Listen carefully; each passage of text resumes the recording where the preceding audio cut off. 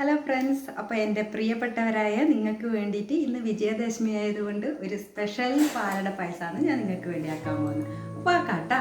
അപ്പോൾ ഗൈസ്, ഒരു പേർക്ക് അട ഞാൻ ചൂടുവെള്ളത്തിൽ കുതിർത്ത് വെച്ചതാണിത്. 2 ഗ്ലാസ് പഞ്ചസാര മെൽറ്റ് ചെയ്യാൻ വെച്ചിട്ടുണ്ട്. അപ്പോൾ ഗൈസ്, നമുക്ക് ഇതിലേക്ക് പാൽ ഒഴിക്കാം. അപ്പോൾ ഇതിൽ ഞാൻ കുറച്ച് പാലേ ഒഴിച്ചിട്ടുള്ളൂ. പഞ്ചസാര കുറച്ചും കൂടെ ഒന്ന് മെൽറ്റ് ചെയ്യാൻ ബാക്കിയുണ്ട്. അതൊക്കെ ഒന്ന് പാലിനോട് മിക്സ് ആവാനുണ്ട്.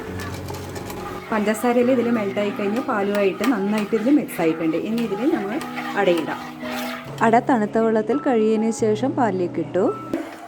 അട നന്നായി വന്നിട്ടുണ്ട്. ഇനിയിപ്പോൾ ഇതിൽ മിൽക്ക് മെയ്ഡ് ചേർക്കാം. ഇനി ഇതിൽ നെയ്യും കൂടെ ഒഴിച്ചെല്ലാം നന്നായി തിളച്ച് കഴിഞ്ഞ് ഇനി നമുക്ക് സ്റ്റൗ ഓഫ് ചെയ്യാം. അപ്പം പാലട പായസം ഇവിടെ റെഡി ആയിട്ടുണ്ട്. അപ്പോൾ ഇതിൻ്റെ ടേസ്റ്റ് ഞാനൊന്ന് നോക്കട്ടെ.